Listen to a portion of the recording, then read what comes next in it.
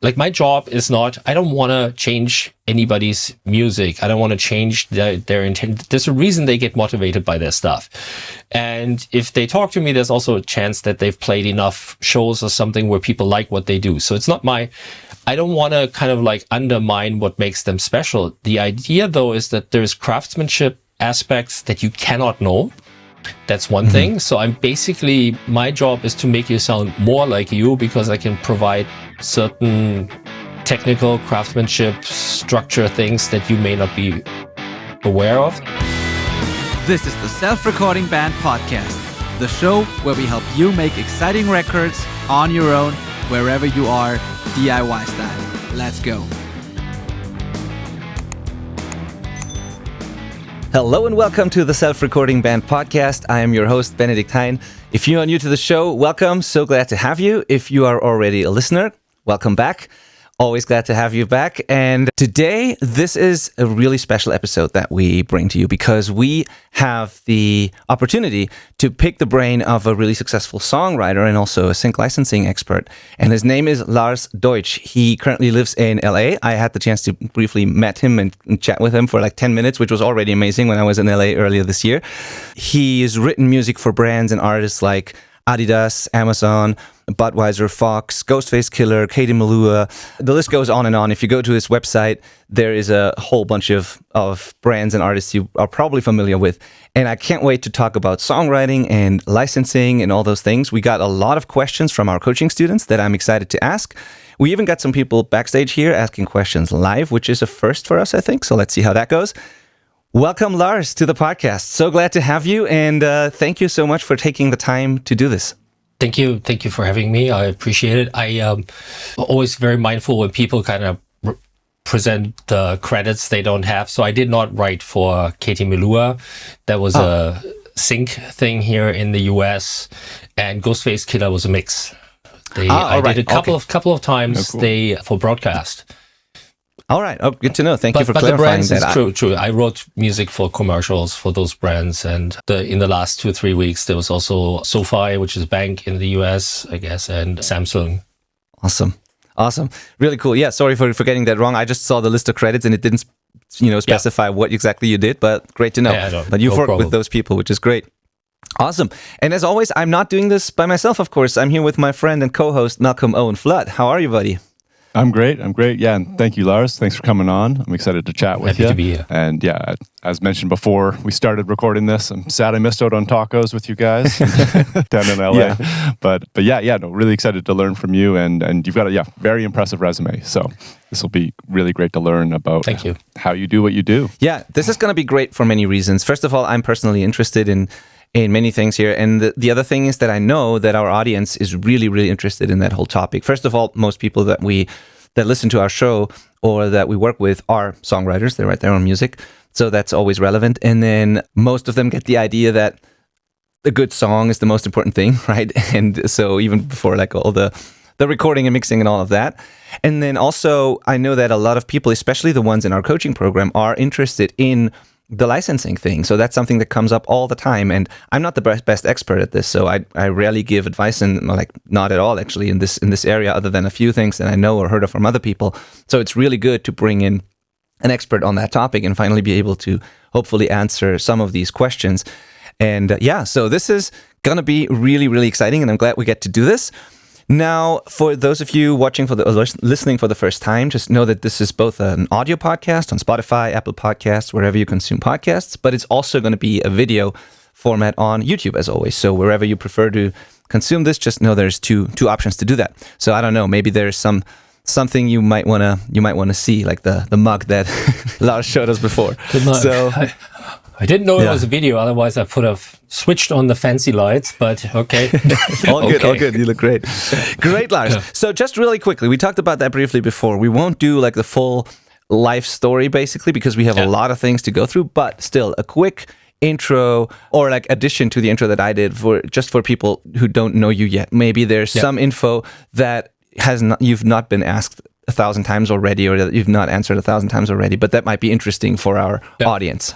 So the quick version is, I grew up in a little village in Germany, not to like a family of musicians or music teachers, but I started playing in bands. I really enjoyed it, and for some reason that I still don't fully understand, I straight away went into this mindset of storytelling. Like I wanted to be able to do all the colors, and basically I don't know, subconsciously understood that this is like the art of communication. And I studied classical music, even though I had no background in classical music, and did a bachelor's of masters in classical composition in London, and went back to Germany, taught for a while. And then I went to the US with a film with Joseph Fiennes and Ian McKellen that I scored, that got premiered here to be shortlisted for an Oscar.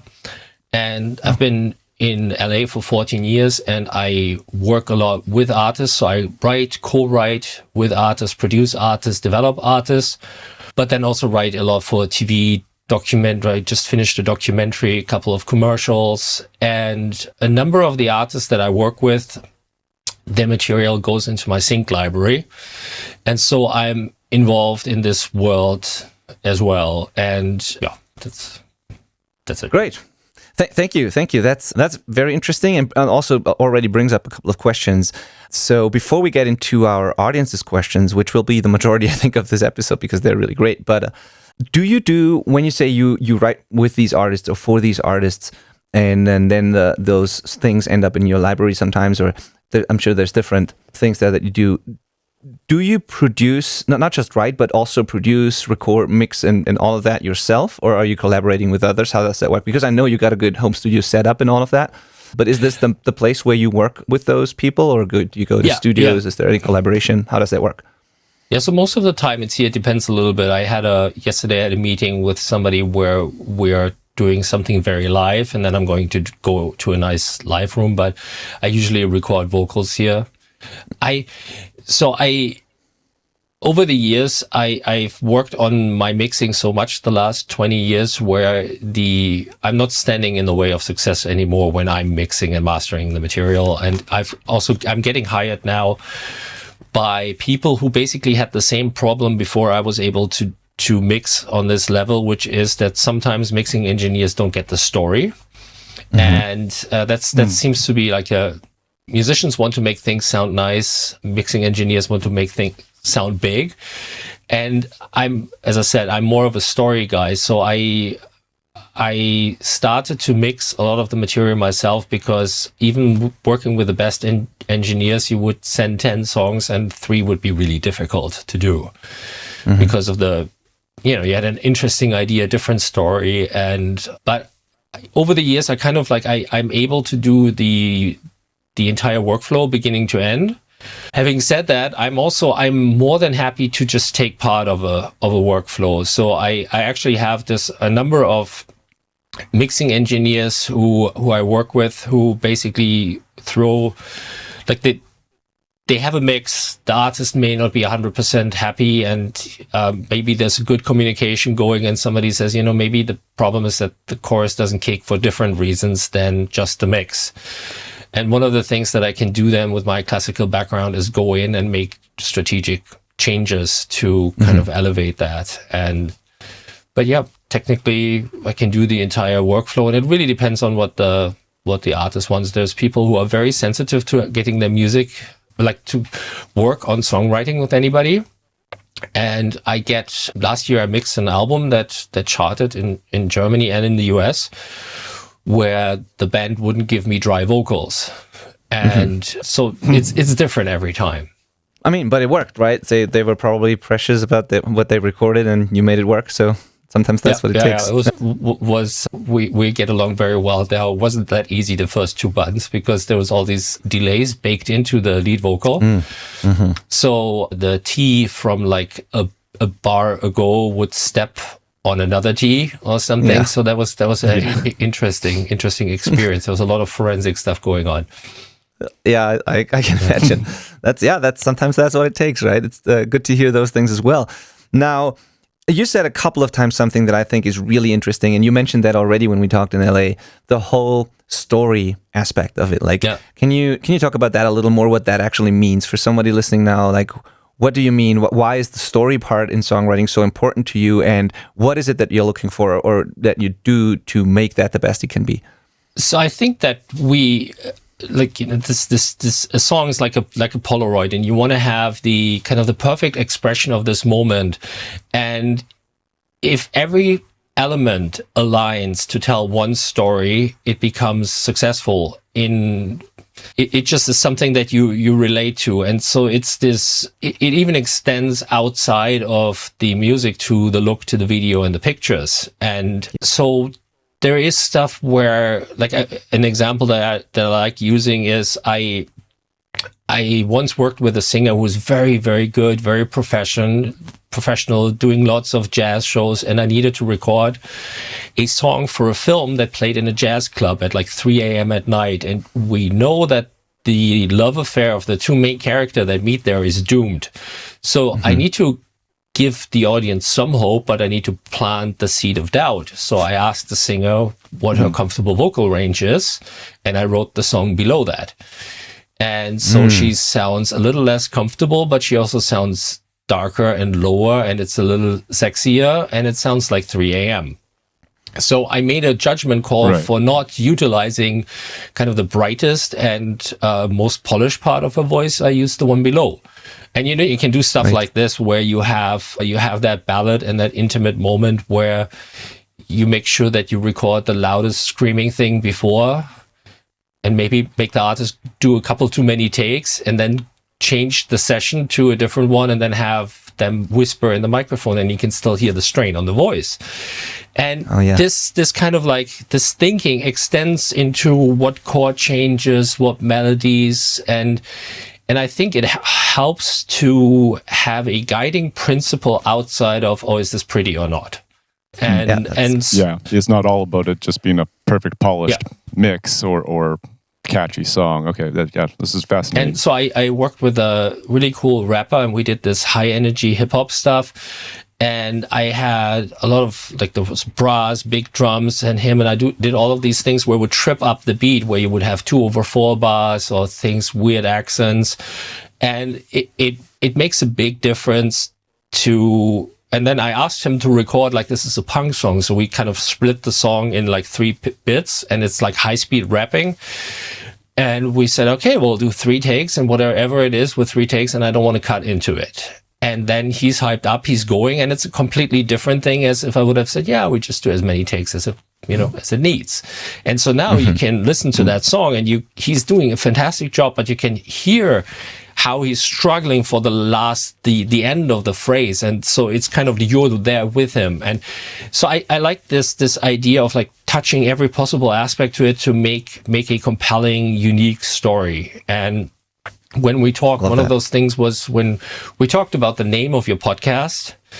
And one of the issues I have with this whole idea of democratization of music and everybody can record at home is not the actual recording, it's what comes before, where you develop the material. And that's where what people don't understand, that like the big artists on the radio, there's almost nobody who writes their own songs, or by themselves at least. There's development happening. And I'm not saying you need to have like a radio sound. I'm just saying that there's like a craftsmanship that happens outside of you playing your instrument and before somebody presses record, which is very important to me.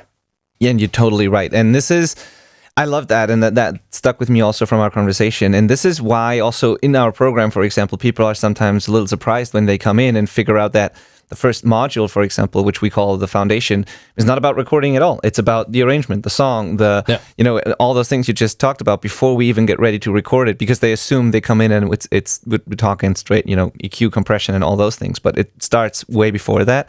And some people need more help with that than others, of course. But it is a very important part of it. And I think what's interesting is, and maybe you disagree there, but in our world where we do a lot of band music, rock bands, punk bands, indie, alternative, that sort of stuff, the idea that someone else is collaborating with you on the writing is still kind of foreign, or like not many people do it, versus in like with the pop people that we work with, or that I know, they are much more used to that concept, and it's not as surprising anymore. So why do you think is it that bands or some artists are kind of hesitant to get help there? I mean, it's totally fine if you want to do it all on your own, but I also don't think there's anything wrong about, collaborating on the writing if that is not what you're best at, maybe. So totally agree. I have had so many meetings over coffee where there's the entire band, and you can see one person is always like a second away from pulling up the car and kind of loading the band and driving off. And I've had many occasions where somebody recommended me, and then there's a band that's interesting, that's cool, and it's 3 people that want to do it, and then the guitarist says like, nah, I can't do this. So it is pretty normal. I think that one misconception is that, like, my job is not, I don't want to change anybody's music. I don't want to change their intent. There's a reason they get motivated by their stuff. And if they talk to me, there's also a chance that they've played enough shows or something where people like what they do. So it's not I don't want to kind of like undermine what makes them special. The idea, though, is that there's craftsmanship aspects that you cannot know. That's one thing. So my job is to make you sound more like you, because I can provide certain technical craftsmanship structure things that you may not be aware of. The other thing that can be interesting when a band has been around for a while is you can open up some structures and some ideas. And there's this, like, if you talk about metal, for example, there's this thing when you go into the faster, louder stuff where everybody's tuned down, the bassist is playing really fast, the guitar is playing really fast, really low, and then somebody is singing over that really low, and then you have a double bass. And they're surprised why it doesn't sound good. And it's just a matter of kind of like sometimes just like, okay, why don't we try like explaining what's happening physically and how you can maybe start arranging your material so you have a moment of space for the singer, and then you can have the big aggression coming from the guitar. And sometimes it's just like conceptual things as well, where because you're in it as an artist, so the artist kind of goes down the rabbit hole and needs to be selfish. That's how they got where they are. And so the benefit of working with somebody like me is I'm not going to drag you out of your style or any of this. I'm just going to give you some options that are extra. But it is a problem, and I think that people who play in a rock band think that this is kind of like we're making a step towards selling out, or this is I don't know what I don't know. But I would. I love how you said you help them sound. Sorry, I love how you said you help them sound more like them actually, and tell their story even better. Yeah. That's really the key thing here. Once you understand that, it makes so much more sense. Because you don't know what you don't know, and if someone from the outside comes in and helps you express what you want to express anyways, even better. Yeah. I mean, that's just a good thing, right? So and the other thing with this is that there is this weird misconception that you play an instrument that makes you a songwriter, and I kind of like sometimes it's the song is your oil. At the end of the day, you want to, like, somebody hears the song, they don't know who you are, they don't know their story or anything, they just want to.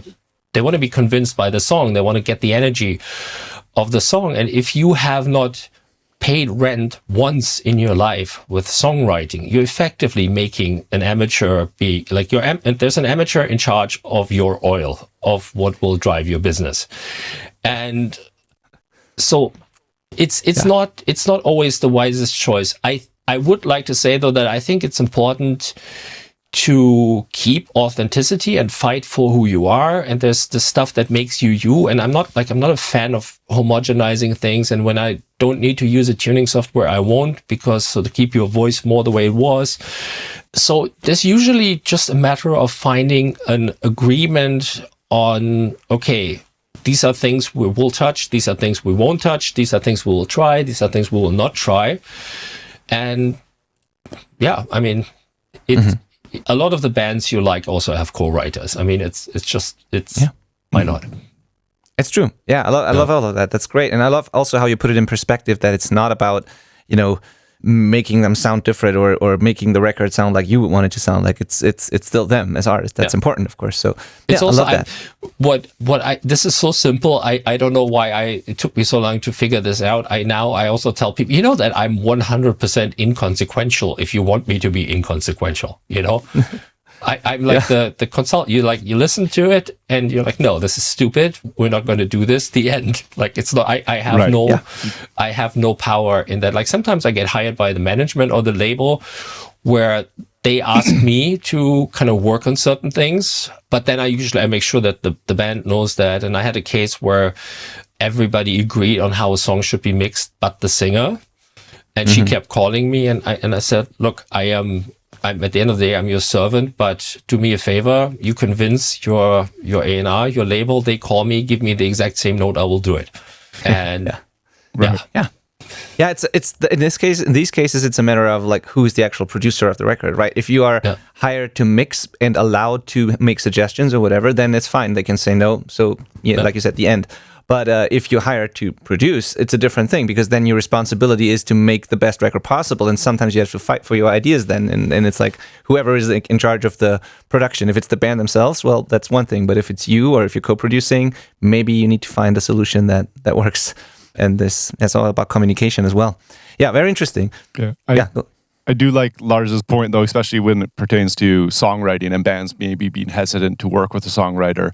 Is like you said, it's like if you don't want to take my suggestion, it's no problem. I'm just offering them. It's kind of like a zero risk situation. It's like just try it my way. We'll spend a day together, and if you think we have a better song, you have a better song. Otherwise, just go back to the way you had it. There's zero risk. Yeah, and there's something where I'm very lucky here in LA. I'm surrounded by fantastic musicians, and sometimes things happen like I'm at Quincy Jones' birthday via Jam Garden, you have the Thriller band play in front of you, and on Sunday I saw Stu Hamm, the guitarist of the Doors, and all of these fantastic musicians really close by, and I always feel like I'm not a humble guy at all, but I totally see these people as a completely different species from me in terms of what they can do on their instrument. I am also aware that some of these guys have been on stages for 50 years and they are so comfortable and it's such a high level. And there's a reason I am not on this stage. And there is a reason why I am on this level in what I do. And so I understand my limitations somewhere else, but I also understand what I can bring elsewhere. And there is this, it's kind of just have some respect in every direction. I think that's very useful here. And there's stuff where I listen to these fantastic musicians and they play their own material, and it would be very easy for me to improve on that. And that is because of the way my brain works. And also because of the way my brain works, I'm not great on stage because I'm starting to produce in my head while I play, and people can see that. And then it's very obvious I'm the German on stage and somebody needs to get me off. So it's kind of, so I guess what I'm saying is there's a lot of times when you songwrite as a musician, when you kind of think like a musician, you want to have something sound nice in the moment, but you're not necessarily thinking of arcs or a communication that goes one level above that. And I've had discussions. I worked on a ballad with a singer where the only solution was that the chorus was the lowest energy point in the song. And we made everything kind of emotional, and the chorus was ice cold and it blew you away. And it was the exact opposite of what the singer came with. But that's what that particular song needed. So you build up all of this, so you have this feeling now the big chorus happens like it would happen in every song.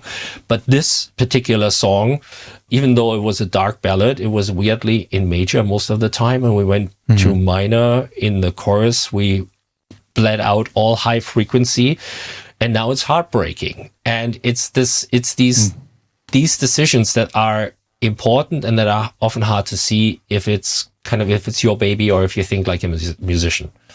Yeah, totally. One more thing I'd like to ask before we dive into all the good questions that we got. Do you think that kind of confidence that you obviously have in your craft, and rightfully so, do you think that this confidence is also part of what makes someone a good songwriter, that you kind of have to have that to a degree? Because I talk to a lot of people there's people who are way too confident with certain things, but then there's also many people who are actually great artists and have great ideas and are good songwriters, maybe not on your level or like a professional level, but they don't believe in their own ideas at all, or they are very quick, if you give them feedback, they are very quick to like throw away whatever they had and just do something else because they are lacking the confidence to make these decisions and also fight for their vision. Yeah. So how do you see that? Is confidence an important part of being a good songwriter? Yeah, I think experience is really vital. And if you look at who's mixing most things that you hear on the radio, those are all guys in their 60s, some in their 70s, or I don't know, late 50s. And this is a matter of that is that you've been long enough in studios to make every possible mistake. And with songwriting and dealing with artists, I think I've by now had coffee with 500 different artists, with 500 different filmmakers. And if sometimes some people ask me for like old session files, and if I look at the array of hard disks full of projects, it's a depth of experience. And with that comes a certain level of confidence and experience. And I think that for me, I like to think things through, but in the past, I didn't know when to stop. And so I could be the annoying producer that went on forever and whose instructions, there were too many instructions and this and that. And once I kind of worked on that and mellowed out a little bit, I'm very comfortable. That's very hard to imagine something you can throw at me where I wouldn't have an option to figure something out. And it's kind of ironic how past obsessiveness helps me to be more relaxed now. I remember I was working with an artist and we had a lot of edgy, cool songs, and then we had a ballad, which was a really beautiful ballad, but she was rightfully worried that it would stick out with all the other stuff because we were kind of imagining her as this like little rebellious, like in camouflage in a Jeep on an island somewhere, kind of starting the rebellion. That was all of the songs. And then we have a ballad, which was almost too pretty. And me being a composer, at some point I sat down and I wrote 14 different versions of getting into the chorus, literally 14. Sent her a video, talked her through all 14. And she called back and she said like, well, it's kind of impressive, but what do I do with this? And I said, well, which one do you like the most? And we picked that one, and just being able to see 14 different ways out of something really relaxes you. And I think that's where it comes in. It's not so much like, I'm not like, don't wake up confident. It's more like, you work yourself into some confidence every day. Totally true. Totally true. Yeah. Yeah, it definitely comes with experience. I've heard this quote that I really love, that confidence comes from having an undeniable stack of proof that you are who you say you are and you have done the work to become who you are right now. And then if you have that, why wouldn't you be confident? That like it's probably the same with all kinds of professions. So yeah. And I would like also to say, with like everybody, like in tech and some, everybody's always talking about data and like I actually like science. I like to read studies and stuff. But I listened to a wonderful interview with a scientist, and they were talking about predictions with the future and like building a workable life model for yourself. And at some point, this guy says that like data is unlimited, so at some point faith needs to take over. And he didn't mean that like really, like in any kind of faith. And so I really like that, where now I'm thinking through a scenario to a point where I'm like, okay, I feel I've done my work, and then I relax and have faith. And you both know that working in music, 1 out of 100 things you touch, gets big and works really well. You need to be at peace with the other 99. And yeah, you need to have that faith. And maybe one more thing about this. I used to work with somebody who would say stuff like, if it's meant to be, it's meant to be, and everything happens for a reason. And I was thinking about this a lot, and I felt like this was kind of wisdom and lazy at the same time. And at some point I talked to a coach, and she said something smart about that. She said, like, it is what it is absolute genius if you deserve to say it. Otherwise, it's very toxic. And I think that's very, very cool, because you work very hard, and then instead of staying obsessive, annoying, and difficult, you give yourself, okay, you do the check mark, I've worked hard enough, and now you can say it is what it is. You're not allowed to say it before that. Okay, yeah, I get it. That's an interesting way of looking at it, but I totally makes sense. Yeah. Great. So I would love to dive into some of the questions because we got so many. Malcolm, Yep. is there anything you want to add before that? And if I go through the questions, just feel free, of course, to chime in and do follow-up questions or whatever. I just want to give people the chance to get their questions answered because they're great ones. Yeah, and I'm sure a lot of the questions are going to pertain to what I'm curious about as well. I am curious about. I'm curious about some of the business sides of like what you do. Like when you are co-writing, is it like front end or back end focused with how you make a living? And so because I think artists might be curious about how that works. I'd be jumping all over the place if I just start listing all my questions. Great. I think some of those are actually in there. We'll get through that. Yeah. Okay. Let's see. Great. The one thing that is I was just thinking about though, because I was looking at your studio in the video feed here, which looks like a very nice room, and you have a window, which I do not have in here. And I did in my research find a post of you saying something like that you're happier working with the sun around you and not in a dark room. Yes. And it was I think it was related to your headphones. This post. So I'm wondering, do you primarily try to work outside of a dark room? Yes, is this something you're actively trying to do? Yeah, absolutely. So I got the room measured, and I started to order a system of like mobile walls and units. And when the first batch arrived and I set them up, I'm just looking at this, and it didn't feel right. And I mean, this might be a completely different podcast because I work very hard on non-musical things to be functional all the time. So like basically what's called biohacking and every possible aspect of this. And when I set up these panels, my second window here would have been blocked by like 80%. So I would, out of the two windows I have here, I would have had 10% of sunlight left. And to put this in context, I'm not wearing sunglasses in the morning. I'm out of the house. Between the time I wake up and me being out of the house is never more than like 10 minutes. And I do a lot of things to be kind of in this like natural flow. And a friend of mine built a fantastic, super impressive studio. And I mean, if he wants to mix and he wants to have the biggest sub in the planet, it's tight, it's correct, it's an engineer's dream. I picked sunlight. And yeah. Well, I think it's relevant, especially with like the songwriting topic, because like I don't know, creativity for me is not an infinite resource at all. I need to have like a lot of energy. If I try and write at the end of a day, there's nothing coming out of me. I'm a morning guy. So like having energy is crucial. And like I said, there's no window in there. This is a dark room, so I have to come in, do my work while there's energy, and then by the time I leave this room, there's nothing left, and I feel so drained in here after I get working that. for a long I'm time. looking here. This is the one thing that I've had for my entire career, and this is what I would recommend if you don't have sunlight, where you set the time and then you get up and get out quick and then go back in or something. Yeah. And go get some. No, that's a lot easier when you're in LA, because on the west coast up of Canada, there's no sun.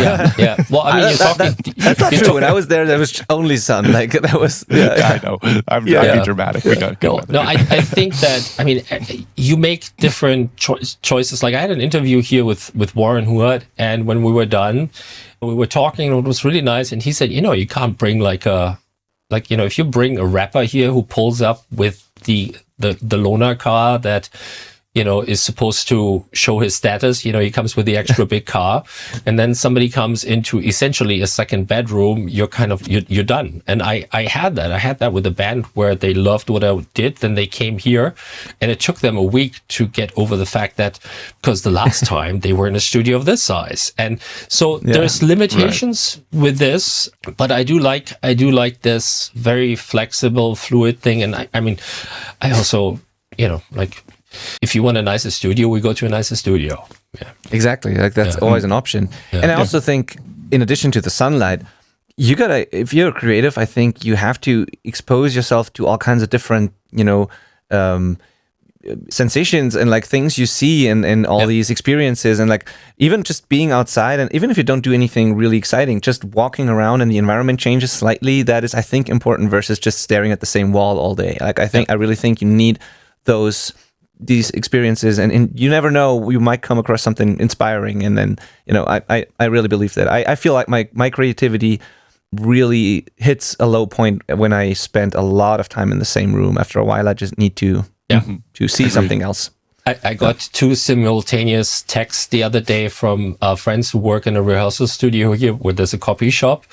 And I hadn't gone for like 2 days, and they both texted me like, "Hey, are you still in LA? Where did you move?" And kind of making a joke because I'm there so much. I've set up my life that I'll have 2 coffees a day, and I think it's an hour's walk so 30 minutes there, 30 minutes back for a coffee. And I find that I can do a lot of my work in my head while I work there, and then that it refreshes me so much, and I do kind of more shorter chunks of better work now, and that really works for me. Great. And being more at peace also really helps with all of that. So I do before I go write the email, I go for a walk, grab my coffee, walk back, and by the time I'm back, either they have already kind of like changed their mind, or I have something much better to respond than I would have had if I would have responded straight away. I wish I wish that more people would do it, would behave like that and do it like that. Yeah, definitely a good idea to take that break before you write an angry email. Anyway, great. Let's go to the questions. I can't wait to do this. So the first one, or the first batch of questions, actually comes from Brian Heinadier. He is here in the backstage room. So good to have you, Brian. And he asked in advance, actually, and he's one of our syndicate members, the coaching program. And he says, I know it is very hard to enter into the sync world. How did you get your start? Yeah, I think one thing that is very important to understand about the sync world is that when Napster hit and record labels were shook up, the people in power then, a lot of them scrambled to sync. So when this is now a topic and you have these like Instagram stories of people like this, I'm going to teach you how to do sync and this and that, kind of keep in the back of your mind, you're all like 20 years late. And this is true for me as well. So there's a couple of players, and there's people in studios and like music supervisors in studios and outside of studios. A lot of them moved out of the label system into these positions. And so if you're an indie artist, that means it's not this idea that this is a simple direct thing is not true. What I find for myself personally is that the quality of my music leads to music supervisors listening again the next time, because it's very, very random. So you have a song, the song is really great. You pitch it for something where you think it's great. The music supervisor knows a lot more than you know about the project. They listen to it for 3 seconds. They know it won't work. So that's the standard. Like there's a 99% chance it will not work. But if you have just sent something that they would respect, at some point you get on different lists and you get more briefs and things change. And if you have something that happened to me like 1.5 years ago, where I have like a small group of people where when I have the first version that I think is release ready, I sent that out. And one of the directors just didn't even go via music supervisor. One of the directors said, I want this in my commercial before it comes out. So things like this can happen, but it's lots and lots and lots of pitching, and it's just a lot of pitching. And at the end of the day, it's a slow process of building the relationships and understanding how they work. I also would really recommend, if you can, work with a professional, and then maybe keep in mind there's a kind of a high end and a volume business. And the other day, this rapper I work with texted me and said, hey, check out Love and Hip Hop in Atlanta. And he told me which season, which episode. And I'm playing this, and they're playing one of our songs. And yeah, great. So we have like 18 seconds of music of Love and Hip Hop in Atlanta. And this is going to pay for one coffee. And so this is a completely different scenario than having a song in a World Cup commercial where this, if you play it right, pays for 3 years of your life. And so I think sync is a slow things to work, slow kind of like it takes time to work your way into it. And if you can use a partner. And about one piece of information about the partner is a lot of these volume companies now have hundreds of thousands of albums and millions of tracks, which means there is no reasonable assumption that you send something and it happens straight away And I would also say that there is a very inhumane part of this where people will just send you emails and kind of sign your stuff, put it in a library, and then it just dies there. And that's why signing something exclusive is really tricky. If you do something exclusive, those people should work their ass off to get your music heard. I don't know. That's actually one of the next questions of his. He says, like, any thoughts or pros and cons on exclusive versus non-exclusive library deals, basically. Yeah, I mean, so this is almost like a philosophical thing where I'm doing everything non-exclusive unless somebody's paying me to write for them, and then this exclusive can be part of the deal. The problem with non-exclusive stuff is that you can't do anything out of your own network. Like, I have a set of exclusive tracks. If I get a brief and this is a perfect fit, I cannot pitch that track. Somebody else has the rights exclusive. I can tell them to pitch, but so this is not, it's a little bit problematic. So for exclusive, I would make sure that there's a way to get out of it, first thing. And the second thing is exclusive can make sense when the other side is really working for it. And I get this licensing company, there's good people who don't want the same song to be pitched by anybody else. And there's people that like my music that I like that we don't get to work together because of that. But if you sign anything exclusive, you also things need to happen, things need to move, and you need to make sure that you're not just kind of dying at the bottom of their Excel table. Yeah, sure. Totally. Thank you. So Brian also says, I hear much of being successful, and you kind of also touched on that a little bit. You don't need to repeat yourself, of course, but still a good point. He says, I hear that much of being successful in sync is not only having great music, but having the right networking and relationships, which you briefly touched on as well.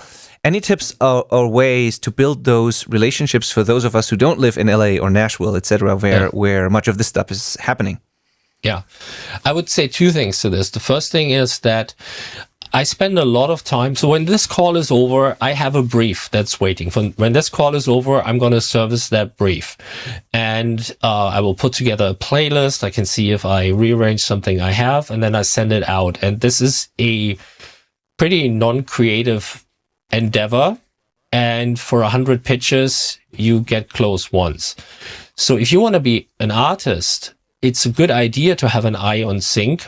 But I don't know if you want to start building a website or a playlist and then spend time cultivating all of these relationships if you also could, talk to venues or an audience or this and that. So the question is, does it make sense in what you do and how you do it? If you are somebody who doesn't play, who is not on tour and is just going via releases, you have a little bit more time, and sync can be a more sensible endeavor. Generally speaking, I always encourage people to work with partners. Mm-hmm. And this is also my thing is now I don't actively go out directly and say I want to work with this artist or something like this. I go and meet the publisher. Mm-hmm. There's one level of professional in there. And so somebody, if you can have a licensing partner, ideally a real person that you can call, and you give them your material and they pitch for you, that frees up some time and they have better contacts. About building these relationships, it's kind of difficult. It's also difficult when you're in LA or Nashville. It really just works via the quality. And I mean, the same person that listens to me now would have not listened 10 years ago. It's just the way it is. I mean, totally. Right. What do you think? Malcolm, go ahead. Could you briefly just describe what you mean when you say you have a brief coming up? Because that's actually not a term that I don't think I've heard before. So for commercials, I get two different briefs. One is like to jump on and score something. So this can be either on a commercial where there is a visual or where there's no visual. So it's basically a composition brief. You go start writing something for this, or you get a sync brief, like a library pull, and this is what I got this morning. There's a description, there's two different musics in there. They want everybody to send 3 pieces for the 2 different music, and it needs to be there by the end of the day. So you always create a custom playlist for them and try to be as close as possible with the version that hits. Sometimes there's overlap. I worked on a brief for a commercial last week, like on Friday or Thursday, where they had a little bit of a library pull, but then they also wait for they also have like an animatic from the commercial or something like this. And if you wanted to, you can jump on that and score that. Or sometimes they ask for both, do a demo and send stuff from your library. But a brief essentially is you get an email with, hey, we need this and that. All right. Thank you. Right. And in the songwriting, like scoring side, it's more like, this is what the visuals will look like. Create something that suits this mood. Is that correct? And in the past, it used to be that you would always get a video. Now, sometimes you get like mood boards, or you just get like a description, which I get for a library pull. As a composer, it's really difficult because the film is almost always completely different than what you hear before. Yeah. But yeah, so I get a lot of briefs, and it's a matter of like managing this time. And then I also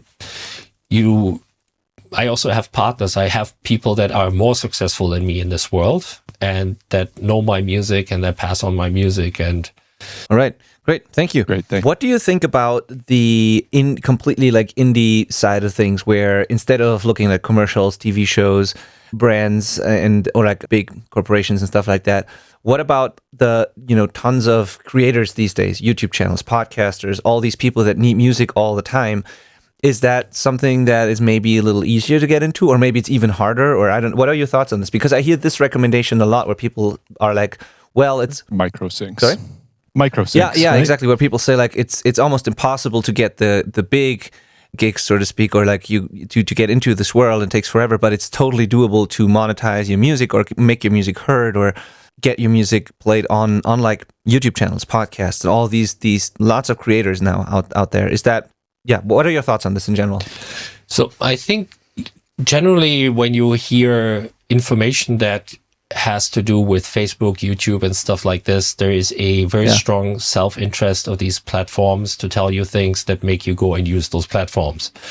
Of course. So I would be mindful and careful with that. I don't think that a regular YouTube guy has any budget for any music. I mean those libraries specifically that those people use, right? So the YouTubers or creators usually they pay for some kind of subscription so that they can use the music from there, or they pay for a license or whatever. And then there are people obviously who create the music for those libraries or those companies. And so that's why I'm thinking. For every, like, there's 1 million tracks, and one of these tracks will be used in 100 YouTube videos and make a little bit of money. It's the volume business is really rough.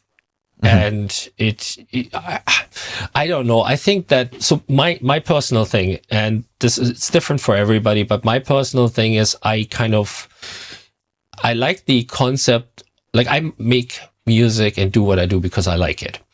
And I do a lot of things where whatever with money, because there's cool people. I want to be in the mix. I want to learn something. I want to do something. And if you have your favorite YouTube channel and there's somebody that you think is really cool and you figure something out how they can use your music, why not? I don't think it's a valid business model. I don't know. And then I would kind of like at the same time, like, do the song and pitch it to a Nike commercial, because that kind of like makes a little bit more sense. But it's hard to get these things. I think that how high is the bar actually? Sorry, there was a delay. I thought we were. Yeah, let me say one more thing. Yeah. I think that there is, we as humans, we always kind of fall for the same stories. So right now, I was at the Recording Academy on Thursday, and they had the most ridiculous, atrocious panel full of people who shouldn't be on a panel, talking about how great AI is, with none of them having any sense of idea how nonsensical all of the stuff is they said. Because part of this is, of course, we're all lazy. We want to press a button. We want to tell somebody, make money. And then money comes, you want the money prompt, or let me not have to do the dishes, and the dishes are done. Great. Of course we like that. It's not realistic. It's not the way it works. The way it works is it's machine learning. There's no such thing as AI. And B, the second thing is, it's just a couple of companies that, weirdly enough, all have search engines, just kind of like making your user experience very different. But we all get tricked by it, and this idea of, oh my goodness, I can do an NFT and I can make millions. And weirdly enough, my wife works at Universal Studios. 3 years ago, they had a legal training there where the people said NFTs are dead. You can forget about it. And it takes 5 years for that to arrive with normal people. So there's always this gold rush, I want to say nonsense about making things simple and easy. And when I moved to LA, the thing was the web series. So you are a writer with no credit. You haven't been in a writing room anywhere. You haven't directed anything. So being on a TV show seems very, very far away. In the past, you would have cooked coffee for the writers, and you would have been an assistant to somebody and an assistant writer and then a head writer. And at some point, after enough people like you, you may have pitched a show when you're in your mid-50s. With the web series idea, it is like, oh my goodness, anybody can have a show. So you get your two friends and you do a show, and 1 million of these pop up. Out of this 1 million, one works, which is the one who has somebody from Friends on it, and that is sponsored by Lexus. Kind of not getting the difference here. And so what I'm trying to say with this is there's always like a narrative that seems easy. And that's always, you should be always careful when you hear something that sounds this easy. Yeah. And anything worth pursuing is usually not easy anyways. Like it's not there's easy. Also a reward in it not being easy, honestly. Yeah, yes. And the some of my artists kind of like hate the sports analogies, but it's at the end of the day, it's consistently working in music on your own terms is like winning a gold medal on a regular basis. And in order to do that, you need to train and work really hard. And there are people that are in disciplines at the Olympic Games that don't make a lot of money. They still need to train very hard. There's no easy workaround. And so with these stories, every now and then somebody has a video on YouTube that gets a gazillion views and it works out, but we only talk about that person. And ironically, being in LA, I run into these people every now and then, and YouTube then changes the algorithm and their business model stops working. And so I guess what I'm saying is with Sync, it's a long game. It's very much about the quality of the music, and it's very much also you understanding what is needed. And so I give you an example. I work with a lot of artists, and I encourage them to write songs that mean something to them, that are honest, that are real, that are interesting, and then they are really nice. They do something when you listen to them. Because of that, very often they are not easy to license because they are dark. Most licenses go to commercials and stuff like this. So if you have a song that just goes, hey, yeah, that actually works in your favor. And so you understand, you watch commercials, you see, okay, we have this and this and this style that's coming up. So if I would produce something in that style now, I would be too late.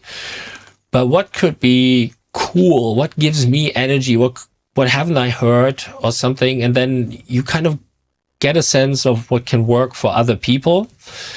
And over time, you kind of work yourself to that. And then every now and then you get lucky where it works. But there's a lot of, I read one of my favorite quotes that I found recently is tyranny is the deliberate removal of nuance. And this is very true here. It's a very nuanced business. It has a lot of moving parts, and a lot of these moving parts are out of your hand. And that's something you need to understand. So if there are artists listening, I would keep this door open. Why not? Why not use this? Yes. But I would not rely on this. And I would always think about your interaction with somebody in a room that actually hears your song is the one thing you really can control. Yes, totally. Yeah.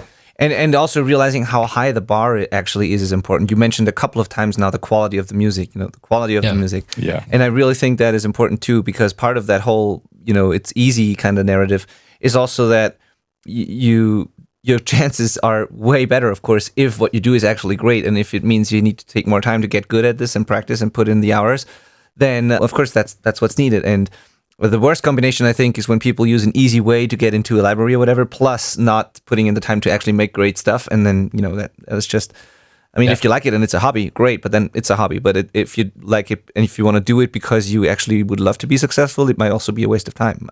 Yeah. So, There's so much music. That's the other problem where what do you add? That's where it becomes interesting. And we had a couple of years ago, it was all South African hip hop in everything, in like every commercial. And the cool thing about this was that this music sounded big and pop and sounded fun, but because of the idiosyncrasies and some language things, it had a unique twist on it. And you would think this is a song that has been in 100 commercials and TV shows. And that's great. But now, we've done South Africa, so now something else is happening. And these trends and these things change. And one thing that I think in general that is very useful is if you can do something that is unique but palatable. So something where you go like, wow, I haven't heard this, but I like it. So, you push the envelope a little bit. And for sync, that's one of the things you want to have the music. You want the music to bring a little extra. And like almost like it's the 110% of an idea. If it's sports commercials, sometimes if you listen some of these sports tracks, if you listen to them by themselves, they're ridiculous. They're just so hyper. You kind of like you just like want to like, okay, I'm gonna make myself a chamomile tea, after like 10 seconds. But so that these are areas that you can investigate. And another thing that does help indie artists is that singer-songwriter stuff and mellow stuff with smaller arrangement does work very well for TV. And that can be useful too. Cool. Yeah, and I don't want this to sound, I don't want to be, discouraging people or like, I want people to be inspired and motivated, and I love to encourage people and empower people. I just don't want them to be delusional or have like expectations that can only lead to disappointment later. Yeah. So what I'm trying to say is, definitely there's going to be, someone out there who we've never heard of is sitting in a room somewhere on a laptop making something awesome. And if, at some point we'll hear that and he's going to be, or she's going to be amazing. And so there's always going to be a chance for new people to get into this. And I wouldn't say that anybody should now just give up and not try at all. I would just say what you basically repeat what you were saying, that realistic expectations and putting in hard work is really what it takes, because then you also not disappointed if it doesn't work, if you go in with that expectation, and if you do it primarily because you love it, and then you make music that makes you proud and that you are happy to share with the world, and even if it doesn't become successful, there's still an accomplishment there and you can feel good about it. And I think that's really important, like thinking about why you're actually making music. Do not set you up for disappointment. The takeaway I'm getting from you, Lars, and I would love to get confirmation on if I'm perceiving this right, but it's almost like the no's you get when you submit are what leads to a yes. So it's about having a really high quality so that they say no, but they liked it enough that they're going to listen to the next song that you sent them, and that might be a yes. Is that correct? Yes. And I've had sync agents recommend me for other gigs because of the way my music sounds. Yeah, it just I don't know any other way. My only kind of business model is be a decent human being and make really cool stuff, and that's because you have there's so many times that you are in touch with somebody or where there's a discussion where this doesn't lead to anything directly, and so I'm not going in a meeting, I'm thinking like, I'm going to convince this person or something anymore. This is what I do. And I try to be, when somebody like, I don't miss deadlines, and I deliver on time. I try to be the easiest possible person to work with. And then people call back, and that's basically what it boils down to. And it's one more addition. I said this, but I would like to stress it. The pipeline is king in music, in pop music. And I have an example that I keep using, where the Recording Academy did this little, for the producers, engineers wing, this Grammy Songcraft Award, where they had a couple of categories, and then people from different genres won one of those. That they did this once before the pandemic, and they haven't done it since. And so I had one of the songs that kind of won this little thing. And nobody has heard this song, and outside of those guys who decided. And the reason for that is that the artist was difficult and we weren't with a label. She were less difficult and we were with a bigger label. This would have been a hit. Now nobody knows the song. And I think that it takes, there's a lot of bands or people in in their garage and saying this whole system is rigged. And ironically, they're right. It is. But you cannot use, here's a weird thing to say. You cannot use reality as an excuse. Yeah.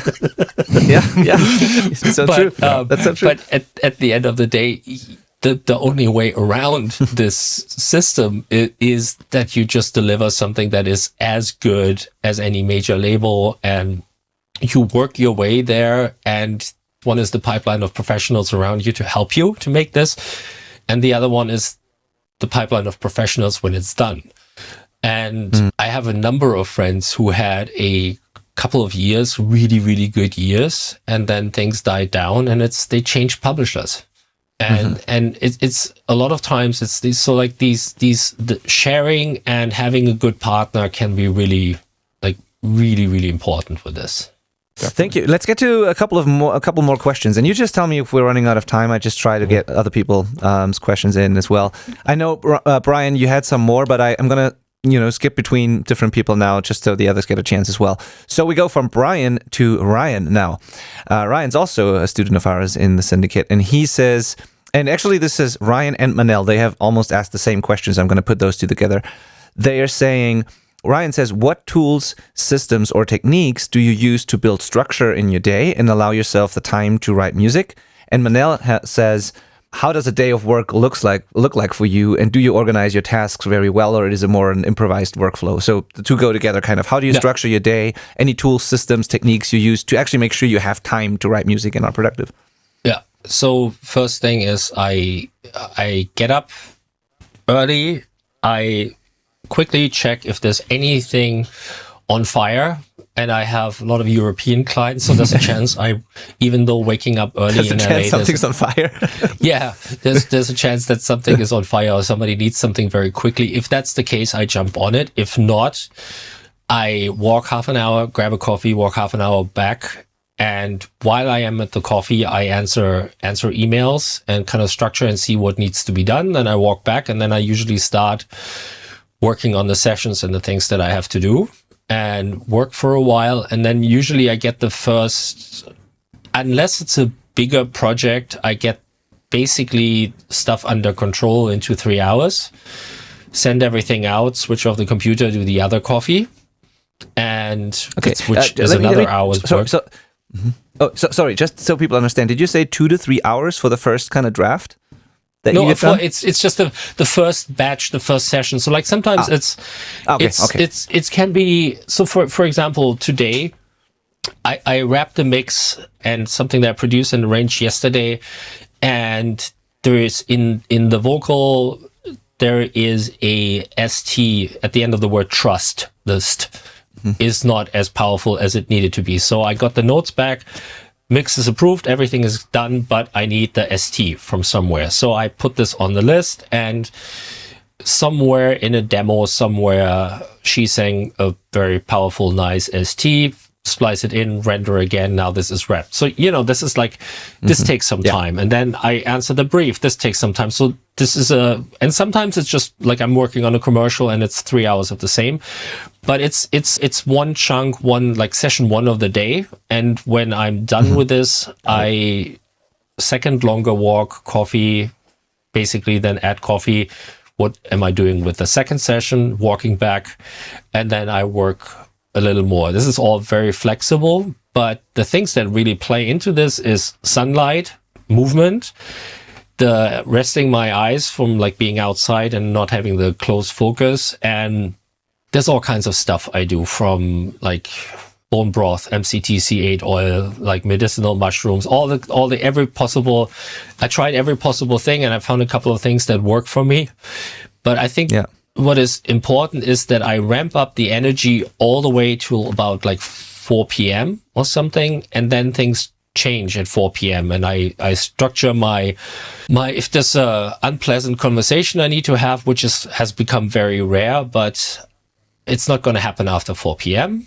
And so I have a power up to a certain time and then power down, and then my phone is in airplane mode fairly early and nobody can reach me anymore. Nice. And with that, I'm relaxed, happy, and peaceful. I don't use any tools. I also stopped making these really long lists. I have like a little notepad next to me here where I usually have only like 5-6 things on there. Do you get a lot of meetings or call? Sorry. I have longer term projects or something which I kind of gradually work up over time. And I try to, when I don't have any direct, like a project or something or anything on fire, I kind of try to make sure I kind of maintain my contacts and friends and people. And so, but that's about it. No magical tools or anything outside of this thing, which I can only recommend as just a kitchen timer. The 30-minute thing so works for me. I love that it's not a phone. It just... I'm going to get that. Yeah, it just so works for me because I sit down with something, and when you give yourself 30 minutes, it just streamlines so many things. I don't get lost on research online. I don't, like, a lot of things just... Wrapping something up in 30 minutes. The work expands with the time you give it. Yeah. So I hope that answered the question. Yeah, totally did. I mean, I love that. And also I found it remarkable. That was something I was about to say anyways. When I talked to you before and we had email exchange and scheduled the session, it was exceptionally easy to work with you and to get this booked on the calendar. Like, I'm used to people who are like busy and successful and whatever that we talk to on the podcast or that I do meetings with in other areas, that it's always very, very difficult to get them to find the slot that works for everybody, and like everybody has such busy schedules and then they reschedule, and it's like always this, a lot of times it's such a pain. And you were like, well, I'm pretty flexible. Yeah, let's do this. Yeah, let's schedule it now. Fine, perfect. It was the easiest thing ever. Yeah. And that I love that, first of all. And then it also shows that you are really kind of relaxed and you still get your work done. And that is impressive to me. So what my final question to this on this topic would be, do you actually get a lot of, do you have to do a lot of meetings and calls, and especially with people in other time zones? Because I find that this is the number one thing that tends to sabotage my days. I'm very structured. I'm a very structured person. I have a great team and great systems, and I juggle a couple of things. I have 2 businesses and all of that, and a family and whatnot. But the one thing that keeps sabotaging me a little bit, and I haven't found a solution really for, is that I need to jump on calls with people in different time zones fairly regularly. And this is kind of, depending on how many of those I allow, but this can kind of keep me from having these focus blocks without interruption, or it means that I have to jump on calls at weird times, and then my social life suffers and all of that. So I just assume that you have to do a lot of these as well. So I'm wondering how you handle those. Yeah, so Europe is really easy because I wake up early in the morning, and so I have a time slot for Europe, and that's not a problem. Every now and then, when it goes to like China or Saudi Arabia or Australia, it gets a little bit more tricky, but it's not like a constant. I try to have my work day in a certain set of hours, so it's not like a constant problem. And I think me getting up and having mainly European clients really kind of works out well, because I can. Like, it's not a problem for somebody in the UK to be available at 4:30 p.m. or in Germany at 5 or something. And that works. I also try to limit the amount of video calls. It's like, I mean, I think video call is much better than not seeing somebody. But if somebody is in anywhere close by or something, I just kind of like, let's do a week later, but over coffee in real life. I don't know. I mean, what I noticed was I had a time when I worked on a lot of commercials where I tried to get these production companies and people booked into slots. And then it was just frustration and fighting and like billing issues where, but our shoot lasted a day longer, so we're getting to you 3 days later. And essentially nobody ever delivers on the time they say to me. So if somebody reaches out, we're doing this commercial or something, we'll have something for you on Tuesday. It's never there on Tuesday. And so, and I do get lots and lots of briefs and stuff where I need to like write complicated orchestral stuff where people literally call me on the day, and it, 24-hour turnover.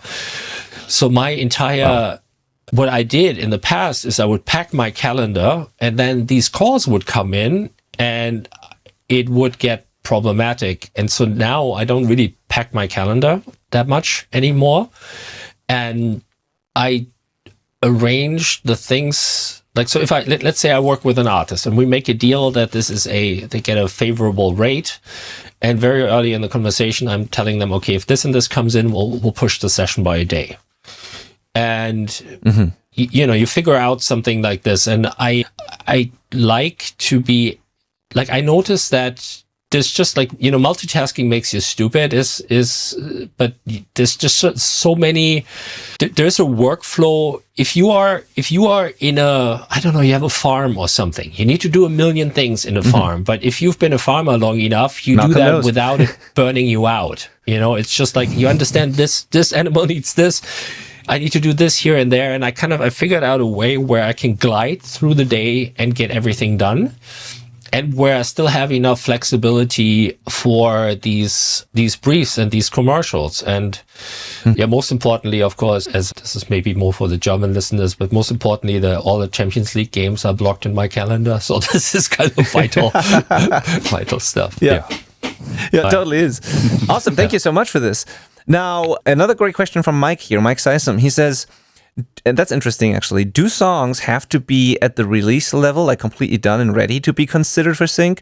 Or is a demo an acceptable means of getting picked, and provided the song is done on time by a deadline? Like, is this a thing that you ever submit a demo or a draft of something? So basically, if a music supervisor, so I had this case I pitched something on Friday. And I got a brief, and on the brief, there was an amount, how much money they have for the music for this commercial. And I pitched somebody I've worked with, and usually that money would be far, far below what they would charge. But I asked them and they're okay, and I send it. So technically speaking, what is possible is that you pitch to something and you get 1/10 of the money you would get if they would call you because they want your song. And so this relationship is very important, because for most people, they don't get the call that somebody wants your specific song. So to ask that demo question, if you have, like, let's say somebody loves what you do, they've seen you live, and they're an advertising producer. They love the tone of your voice, this and this and this and this. And they say, hey, we are doing this campaign. We need a song that has these words in it. And you send a demo that's great. That can be enough. That can be fine. Then again, as everybody can mix at home now, the idea of a demo is a little weird, because I basically constantly need to produce release-ready stuff like every 24 hours. So you might as well send the best possible thing you can. But it is true, it can be a valid point. If people reach out to you and if you have a direct relationship with a production or something, you can send a demo. As a general rule, I'm not a big fan of this. Social media is public. I'm not, like, when people say, oh, I'm doing 100 songs in a 100-day challenge, or like, you send out something that's not finished in a public space. I'm not a big fan of that. I'm a fan of you work till it's done and then make your move. But there can be exceptions when people reach out to you with a specific project. Yeah, totally. I mean, it depends on the person a little bit. I've worked with people who they work until it's good and then release it and it works for them because they still get it done. And then there's this other type of person who will never release anything if they don't finally, find the courage to release something that they maybe not consider completely done. Like, they just have to build that muscle of hitting publish, of releasing, of asking at least a friend for their opinion or whatever. Some people just never get stuff out at all and overthink things and take forever to finish stuff. So it kind of depends a little bit on the person, but in general, I'm totally with you there that the quality is always most important, and you probably don't want to have a huge catalog of stuff out that you don't really like at the end. So yeah, I would like to add finishing to things is also important. So finishing things is important, and I think you push, and then when you've reached the level that you have at the moment, the best possible, it's a little bit like it is what it is. You push as hard as you can, and then you can say it is what it is. So same thing, you do your very best, you don't half-ass it, and then you release it. And with the release, more learning and more updates can happen. And there's a value to that. I also really like this quote, you can act your way into thinking, but you can't think your way into acting. And that's something where if you create something, you create facts, and then conversations can start, which can be useful. So yeah, sitting on your material doesn't help. I totally understand. Yeah, that makes total sense what you're saying there. Great. The next one is a tag team one from between like Ryan and Manel. Again, I'm going to put the two together one more time because they have similar questions. So Ryan says, what are some of the most common roadblocks you see musicians encounter when developing their songwriting skills? And that's really cool what he says now. What is one actionable step they can take to make progress today? All right. Like songwriting musicians, typical roadblocks, and what can they do today? Yeah. If you learn a skill somewhere, if you go to school or something, there's usually like somebody is sending you for like a work experience to get practical experience to add to the theoretical stuff that you just learned. The beautiful thing is you can combine two valid things as an artist, which is work with somebody for your next release. And what that means is you get real life hands-on experience, how it is, but you also kind of like can maybe pick their brain. And I would strongly encourage you to always work with people who have written more than you, and you can combine that where instead of paying songwriting school, you pay a songwriter or a producer with songwriting chops and work together. So you get the real life, and if that person is kind enough, or if this part of the deal, the theoretical background for this as well. So this would be something that's a good actionable step. If you want to do stuff by yourself, I'm going to say this, it's nobody ever does it. It's super wildly unpopular, but it's absolutely true. The absolute basis of Western music is counterpoint. And counterpoint comes before chords. Chords were invented long after counterpoint. Everybody can throw some chords together. Until you understand how counterpoint works, you're limited to this. You're not free. Tell us more. I want to hear more about that. And this is a classical composition thing. And this is also where I'm like, I have this, like keep saying in interviews or to people, I don't know a good book on songwriting, because the problem is you always think people think in songwriting of, okay, I'm picking up a guitar, playing a couple of chords, and then I sing to it. But that is a vertical thinking that was invented long after people made music that touched people. And to know how counterpoint works and to write two contrasting melodies and to be able to do good voice leading, and this thing opens up your writing. And there's more than chords. There is understanding what the friction between intervals do. And so that's something that I would look into. Like counterpoint, I think is very interesting, and the basis of kind of classical music in harmony, melody, and composition, but in a classical music context, not in a rock and pop context. Because the big problem with a lot of songwriting books is you get tried and tested cliches that a million people have done before. And the second thing maybe that's kind of interesting is you need to understand that structure should be an expression of the content. Structure shouldn't be the content.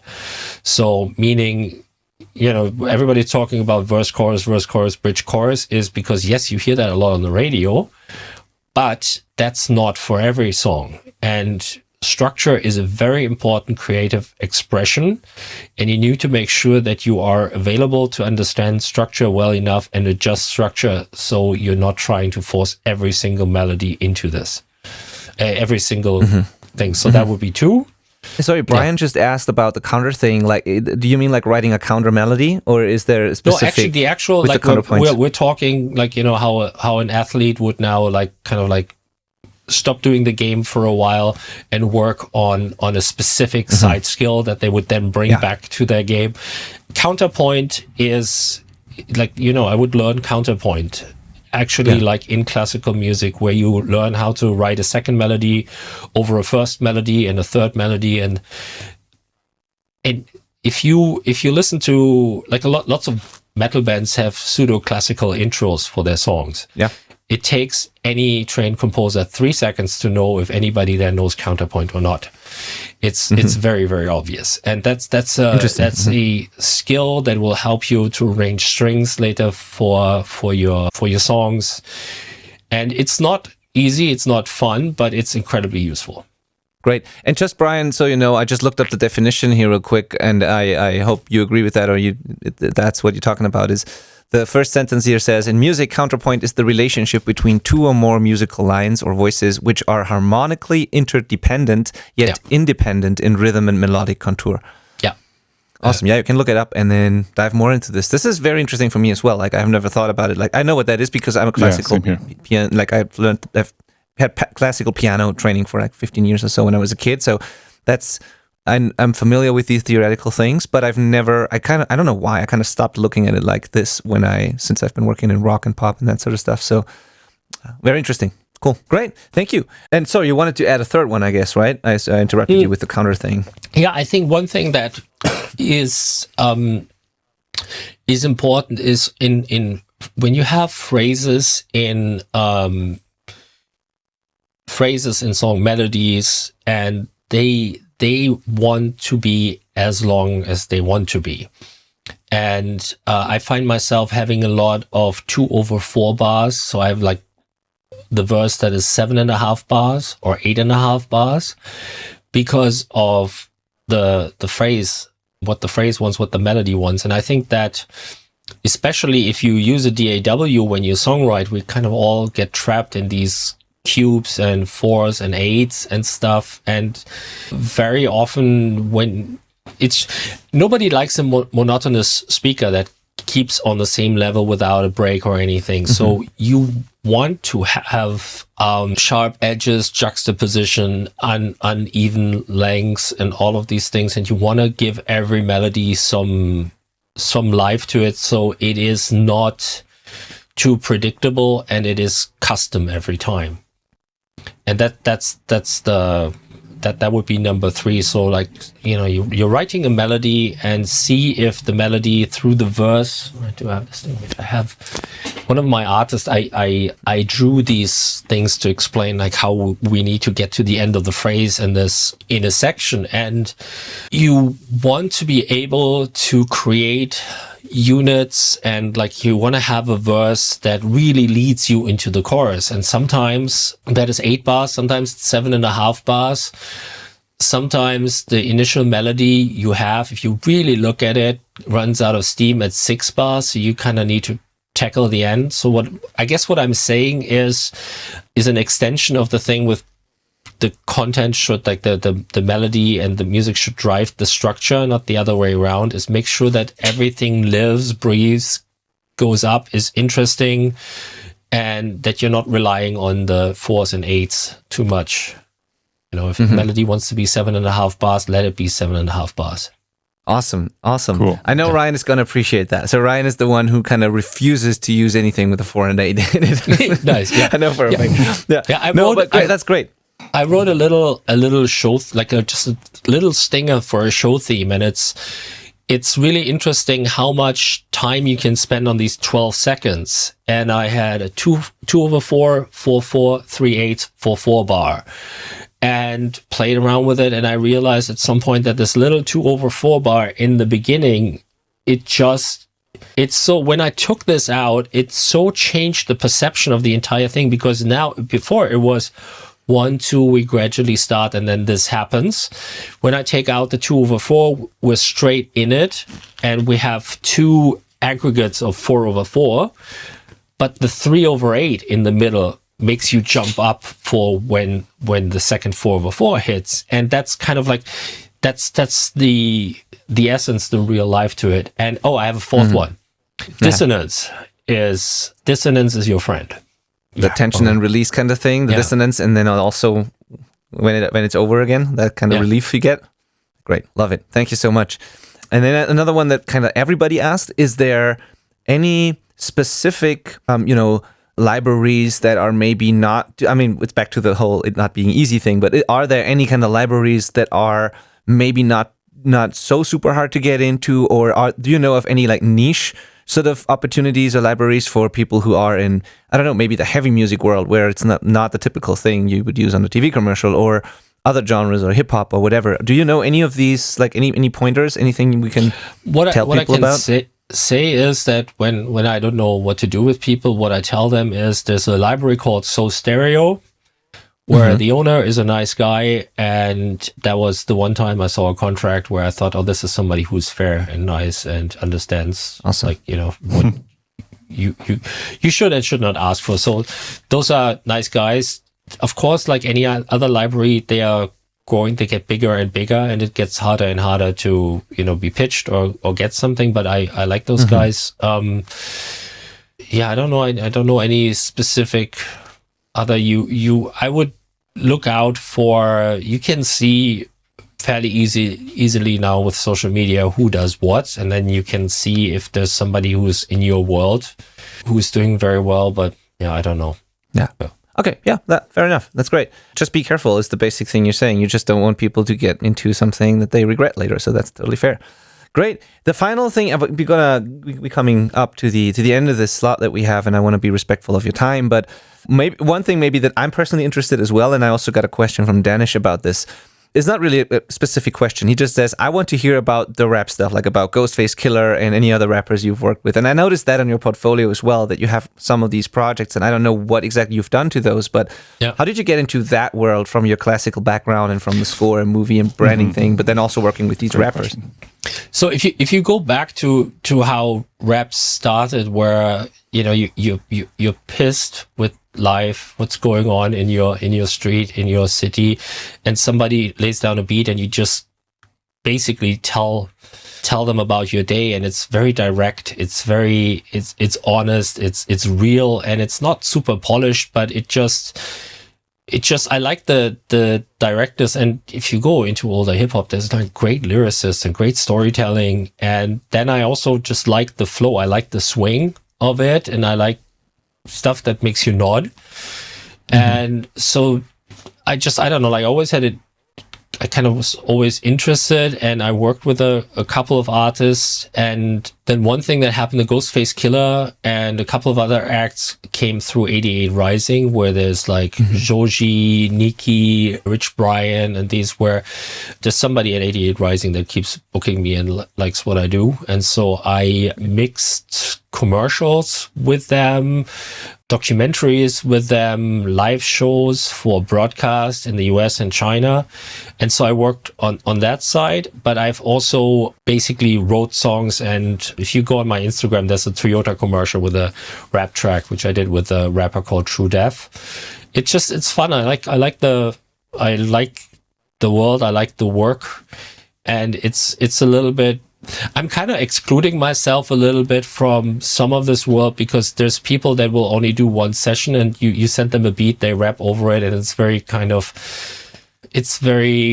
let's just do as much as we can. So I kind of need to work with the rapper who's happy to come back for a third session and for all the polishing and all of this, and who appreciates that, I don't know, like I'm developing the brass themes in the background and that stuff. So that's not for everyone, but I do like it, and I like the energy, and it licensed well.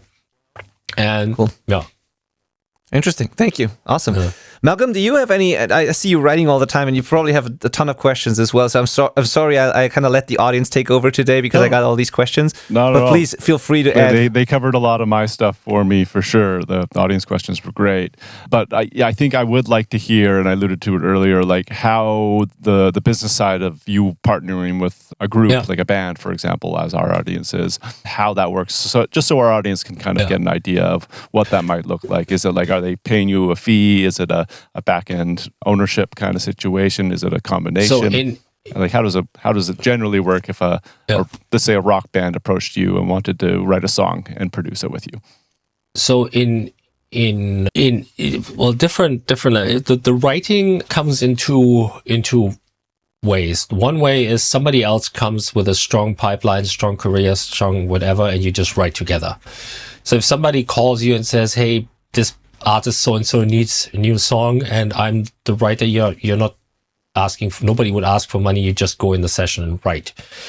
And so that's cool. One option. And it's also, if I don't have to produce, if I don't have to manage, it's a lot less time and it's a lot less responsibility. So with bigger acts or people where this makes sense, this happens. In most cases, I get paid for my time as well, which is basically because I'm the person that also manages the the songwriting and the development and stuff.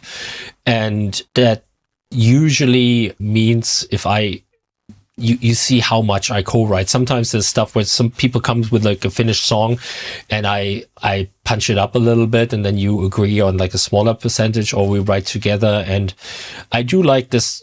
Some people do this where when you write together, you just split it. That's just the way it is. Like, so if somebody comes with a song and I punch it up, it's a little simpler.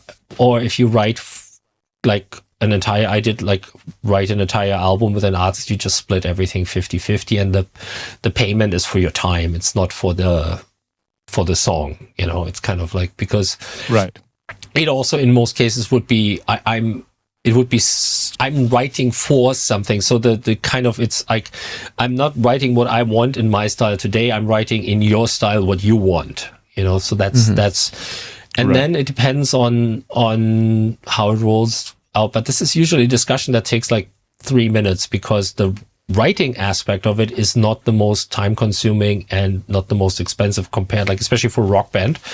And you can do something, if somebody wants to do an album or something, you can, do a 3-day weekend somewhere and just knock everything out in shape, or you can do work on the songs. And it goes from me being there and playing to somebody sends you something and I recut it in Logic and kind of make suggestions. So it can be very, very different. To be clear, you're talking about the writing part. You're not like for producing a record on a weekend. I'm talking about the writing part, because sometimes the way it is where, I don't know, people are not in LA and they work on something and they send me a song, and then I basically, like, I sometimes just use the stereo file, but sometimes when people have, I don't know, they're working on something and somebody has a MIDI file, or they do have some stems, or they just put a couple of microphones in the rehearsal space, then I would just go into that demo and kind of rearrange the demo and write on top of it. So like, can be different. I also do have a lot of cases where people already are in mixing and everything is recorded, where you try to fix up things on that kind of, like, I call it, it's almost like you backseat produce or backseat write when the first steps didn't lead to the results. So it can be to answer the question, it can be very different approaches, but usually like the percentages and all this stuff is done fairly easy, because it often is self-explanatory. So you have something that really needs a string arrangement and nothing else, then I'm not asking for royalties, because I'm just doing a string arrangement. But then sometimes you see that a chorus doesn't pop, and I make the chorus pop, and that's the biggest, most important thing in a pop song. And then it's a different thing. Yeah, I don't know. Yeah. Right. So it's case by case. It really is case by case. Yeah.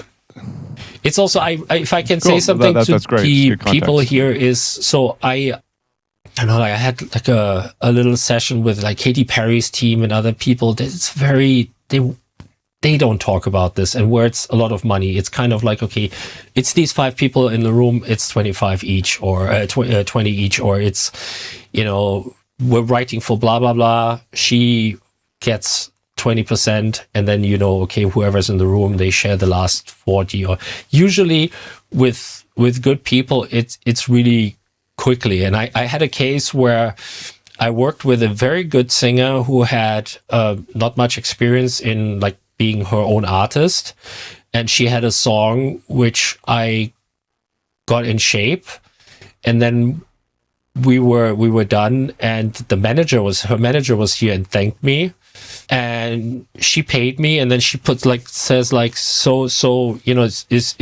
5% of royalties for this okay? And the manager just looks at me and says, I'm so sorry, I'm going to talk to her and I'll call you later.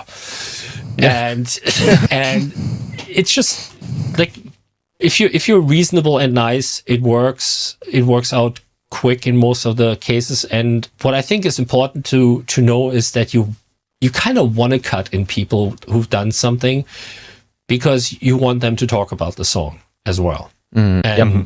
Yeah, but I don't know. There's no... Yeah, great.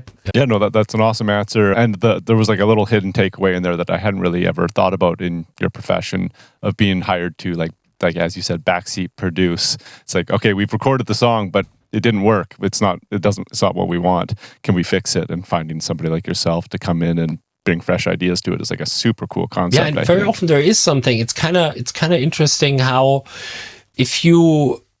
had a project where I basically dropped almost everything but the really well recorded drums in the beginning, and we had vocals and drums, and it was like a rock song, and it felt so much wilder and more energetic without all the other stuff going on. And then sometimes it's just one thing that a lot of people struggle with is for a chorus to be really good. And so very often the trick is to rewrite the end of the verse before. And it's like small stuff like this. And it can also be, I was at at an event here where they flew in all of this Muse Expo thing that happens in LA every year. And some band from England flew in to play there, and they sounded kind of like Coldplay a little bit. And they had a good singer. They were like, everything kind of worked. And then they play a chorus, and nobody is singing background vocals, and they were a 4-piece or something. So there's like zero chorus lift. And of course the Coldplay trick is that it's a 4 million people band that are all singing ums and ahs when the chorus hits. And it's sometimes it's small stuff like this. These guys' album with proper background vocals with a bigger chorus lift is a completely different album, because with the chorus lift you have the drop to the verse after, you have this stronger sense of A-B, you have this kind of like this scope, and without it you don't. And so sometimes it can be pretty simple things that just need to be thought out or done well. One good example is I went to a showcase, and a singer, and I always think it's kind of important that the music somehow matches your look. And she has a certain look, and there's a little bit of like a sensual thing in her music, and she starts singing, and there's certain areas in her voice where she has a lot of low resonance, and you're listening to her story, and it's almost like she's singing at you. It works really well. And then we're just going a note or two up, and you can see that the way she approaches the note changes, and all the low aspects in her voice disappear. And so now everything is gone, that her look, the sensual, everything is just gone. And if some producer or somebody would have just worked on this and said, okay, we need the diaphragm back in here, and even though you're like a note or two up, we need that bass in your voice as well. So if you produce this song, and it comes out kind of straight, normal, it doesn't do anything, but you get her back in the studio, and you have her either make this thicker, or you can see if you can do, I don't know, the octave below or something. And all of a sudden, you stay with her through the song. Now we lose her through the song. And then a couple of arrangement things. So it's a really interesting thing, and it's like Sudoku. You sit at home with these parts that already exist. Man. It can be fun. Yeah. Man, that's so interesting. I want to shout out Philip Cronin, who's here in the backstage as well, listening to this now.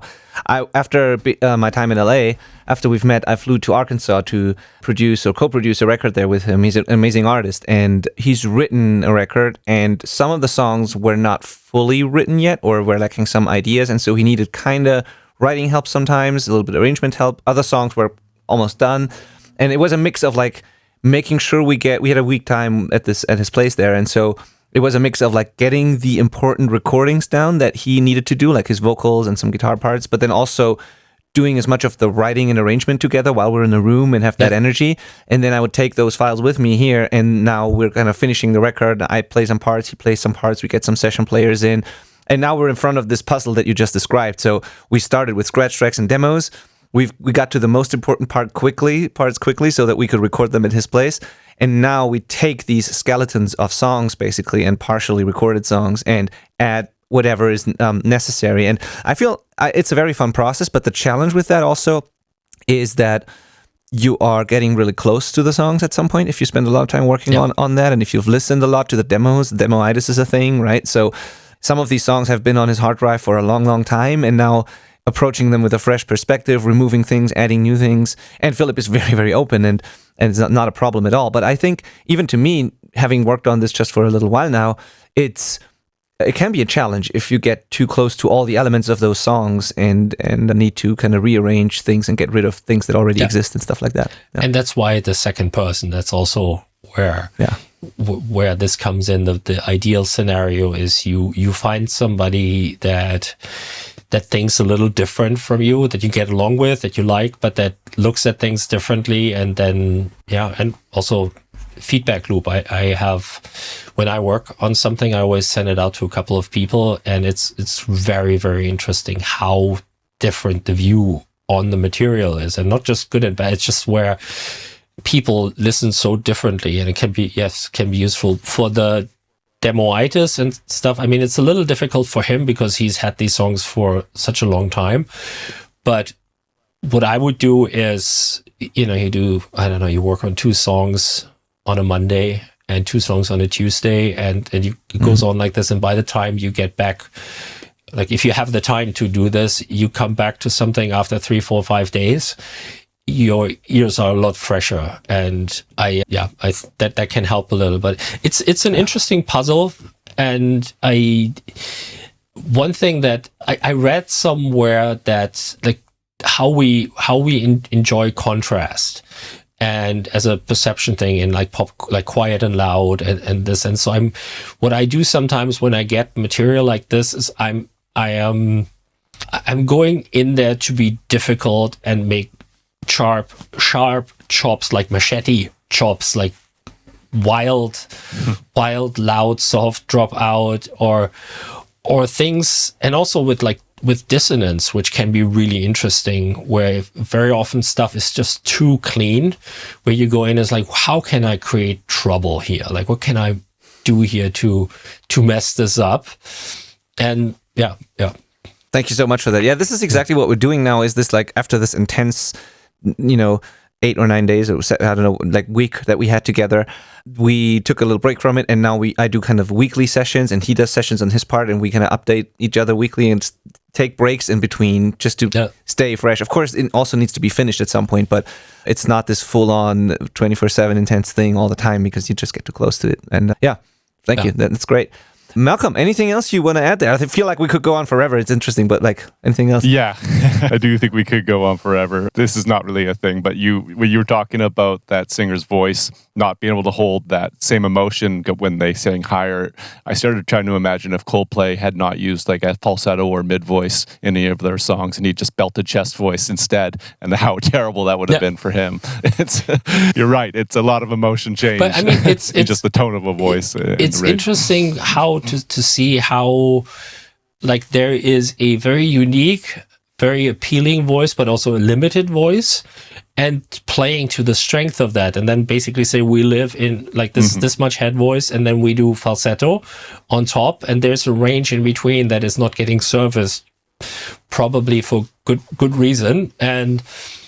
But it's I think that as a singer, it's interesting how you can be deaf to what works and what doesn't work in your own voice. And there's usually something where a lot of people start this relationship with singing in a live context. And in a live context, then you are hyped up differently. The audience is different, and you kind of like you have the first people to like what you do. You may have played a couple of shows or lots of shows, and then changes to go into recording and thinking about it strategically. And this is where like the vocal production thing is interesting, where you have somebody who is like I had this today, like an artist who's very sporty, has a good energy, but we're doing a very kind of like mellow, beautiful, almost sensual song where it's okay, let's sing this again, and let's make all T's sound like D's, and like, let's just back up a little, and you play around with mouth shapes and all of these things that a singer probably wouldn't think about when they're working. And I had somebody here who had like a country draw like this, a lot of that. And there's a moment in the phrase where that can be really cool. But when you have 3 vowels like this after each other, you lose all contour and all shape and everything. And there's a lot of like these things with voices that are fascinating. And it's also the the preamp microphone and how, and then of course there are singers that are great live and they struggle in the studio. How do you work around that? And it's fun. Vocal producing is fun and can be wild. I had one case where I worked with somebody and we played showcases, and there was a song which had a consistent build up and was not easy to sing, and she killed it live a couple of times, and when it came to recording it in the studio, it never worked. And you're like, how? So I mean, like, at some point then you just, okay, well, play this song live again. I make sure that her feed is recorded as directly as possible, and you try to splice the live version in there or something like this, like a million things that can come up. Right. Yeah. It's a whole nother rabbit hole we could go down. Man, thank you so much for your time, Lars. This was really amazing. I'm very sorry, guys, that I can't go through all the questions because there are many more, but at least everybody got the chance to ask some questions. And if I didn't get to all 8 of your questions, sorry for that, but I feel like most of it was covered anyways. So Brian says, thank you, Lars. This was awesome. Yeah, I agree 100%. So thank you so much for your time. And like last but not least, of course, where can people find you, contact you, learn more about you? Where should we point people? Like your socials, your website, whatever's the best way to get in touch with you or learn more about you and your work. The website is fine, and I'm on Instagram and Facebook. Yeah, but yeah. I'm going to put all those links in the show notes. Have all that. Yeah. Thank you. Yeah, exactly. It's all going to be in the description of the YouTube video, and as well as the show notes. If you go to the selfrecordingband.com/the number of the episode, this is always going to lead to the detailed show notes and everything, all the links, everything's always there. And I really appreciate you, Lars. This has been very, very interesting and inspiring and helpful. And thank you. Thanks for having me. Thank you for coming on. And thank you guys for listening and for being live on the chat. I appreciate you as well, of course, and for the night, all the great questions that we got to ask. So appreciate you. All right. Talk to everyone next week. Bye-bye. Adios.